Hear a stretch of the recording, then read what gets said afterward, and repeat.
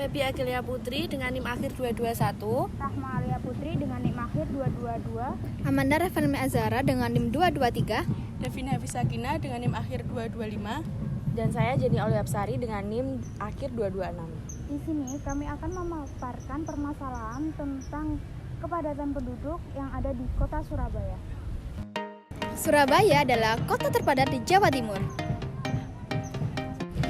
Berdasarkan data dari Dukcapil Kementerian Dalam Negeri, kepadatan penduduk di ibu kota Provinsi Jawa Timur ini mencapai 9.143 jiwa kilometer persegi. Hal ini dapat menimbulkan dampak-dampak negatif seperti kemacetan lalu lintas di Surabaya, polusi udara, kurangnya lahan terbuka hijau, dan persaingan untuk mendapatkan sumber daya. Lalu, apa sih yang menyebabkan kepadatan penduduk di kota Surabaya? Nah, kepadatan penduduk di kota Surabaya ini disebabkan oleh beberapa faktor.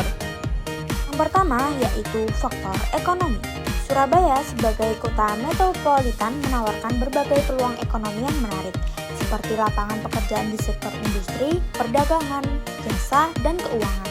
Hal ini menarik banyak orang untuk bermigrasi ke Surabaya untuk mencari kehidupan yang lebih baik. Selain itu, tingkat upaya di Surabaya umumnya lebih tinggi dibandingkan dengan daerah lain di Jawa Timur. Hal ini membuat Surabaya menjadi tujuan yang menarik bagi para pekerja, terutama yang berasal dari daerah pedesaan. Surabaya juga merupakan salah satu pusat industri dan perdagangan utama di Indonesia. Hal ini membuat kota ini menjadi magnet bagi para pekerja dan pengusaha dari berbagai daerah. Selanjutnya adalah faktor demografi. Tingkat kesuburan di Surabaya masih tergolong tinggi, meskipun trennya menurun dalam beberapa tahun terakhir. Hal ini disebabkan oleh beberapa faktor seperti budaya patriarki yang masih kuat dan kurangnya akses terhadap informasi dan layanan kesehatan reproduksi. Dan migrasi di Surabaya masih terus terjadi, meskipun jumlahnya sudah mulai berkurang. Migran yang datang ke Surabaya umumnya berasal dari daerah lain di Jawa Timur dan pulau-pulau lainnya di Indonesia. Yang ketiga adalah faktor sosial. Surabaya memiliki banyak sekolah dan universitas berkualitas yang menarik banyak pelajar dari berbagai daerah untuk datang ke kota ini untuk menempuh pendidikan. Surabaya juga memiliki banyak rumah sakit dan klinik yang menyediakan layanan kesehatan yang berkualitas. Hal ini membuat kota ini menjadi tujuan yang menarik bagi orang-orang yang ingin mendapatkan akses yang lebih baik terhadap layanan kesehatan. Selain itu, Surabaya memiliki infrastruktur transportasi yang cukup baik dengan bandara internasional, pelabuhan, dan jaringan jalan tol yang menghubungkan kota ini dengan berbagai daerah lain di Indonesia. Hal ini membuat Surabaya mudah diakses oleh orang-orang dari berbagai daerah. Pemerintahan Kota Surabaya juga sedang berupaya dalam menangani permasalahan ini. Upaya dalam menangani permasalahan ini, Pemkot Surabaya membuat beberapa kebijakan. Beberapa kebijakan tersebut meliputi adanya program KB. Pemkot Surabaya gencar mensosialisasikan dan mengimplementasikan program KB untuk menekan laju pertumbuhan penduduk. Upaya ini dilakukan dengan menyediakan layanan KB gratis, edukasi kesehatan reproduksi, dan pemberian intensif bagi peserta KB aktif. Yang kedua ada pengaturan tata ruang kota. Pemkot Surabaya melakukan penataan ruang kota yang lebih terencana dan berkelanjutan. Hal ini meliputi pembangunan ruang terbuka hijau, pembatasan ketinggian bangunan, dan pengembangan kawasan hunian di luar pusat kota.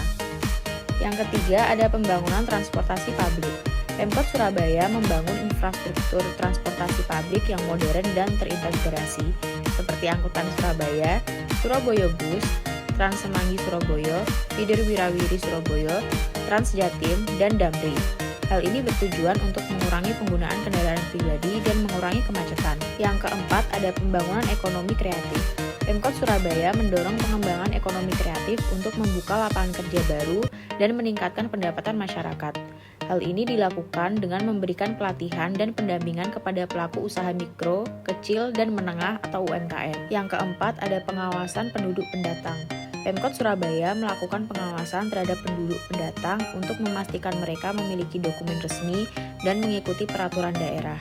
Pengawasan tersebut mematuhi Peraturan Menteri Dalam Negeri atau Permendagri Nomor 14 Tahun 2015 tentang pedoman pendataan penduduk non-permanen sebagaimana telah diubah dan Permendagri Nomor 74 Tahun 2022 tentang pendaftaran penduduk non-permanen.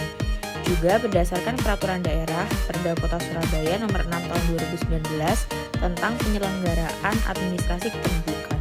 Dan yang terakhir ada penertiban pedagang kaki lima atau PKL. Pemkot Surabaya menertibkan PKL liar yang berjualan di trotoar dan bahu jalan untuk mengurangi kemacetan dan menciptakan ruang publik yang lebih aman dan nyaman. Untuk itu, Surabaya menyediakan tempat untuk berjualan di beberapa daerah yang diberi nama sentra wisata kuliner. Demikian pemaparan kami mengenai permasalahan kepadatan penduduk di Kota Surabaya. Terima kasih. Wassalamualaikum warahmatullahi wabarakatuh. Bye-bye.